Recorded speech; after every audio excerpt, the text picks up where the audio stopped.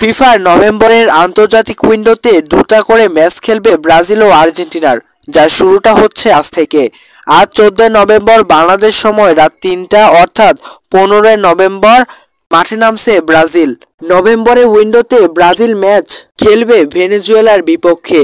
বর্তমানে 10 ম্যাচ শেষে 16 পয়েন্ট নিয়ে পয়েন্ট টেবিলের 4 নম্বর পজিশনে অবস্থান করছে 5 বারের বিশ্ব চ্যাম্পিয়ন দল ব্রাজিল। ব্রাজিল রাত 3টায় মাঠে নামলেও আর্জেন্টিনার নামছে ভোর রাতে।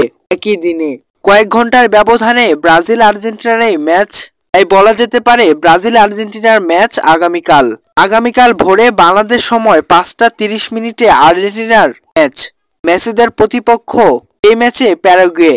বিশ্বকাপ বাছাই পর্বে এখন পর্যন্ত আর্জেন্টিনার অর্জন করেছে 22 পয়েন্ট 10 ম্যাচ থেকে। 22 পয়েন্ট অর্জন করে সবার উপরে অবস্থান করছে আর্জেন্টিনার। দক্ষিণ আমেরিকা অঞ্চলে এই ফুটবলগুলো উপমহাদেশে থেকে কোনো টিভি চ্যানেলে লাইভ সম্প্রচার করা দেখা যাবে কিনা এ বিষয়ে প্রশ্ন উঠতে থাকতে পারে ভক্ত সমর্থকদের। দক্ষিণ আমেরিকা এই অঞ্চলের ম্যাচগুলো কোনো উপমহাদেশের কোনো টিভি চ্যানেল লাইভ সম্প্রচার করছে না। এক কথায় ভক্ত সমর্থকরা টিভি থেকে লাইভ সম্প্রচার দেখতে পারবে না ভক্ত সমর্থকরা।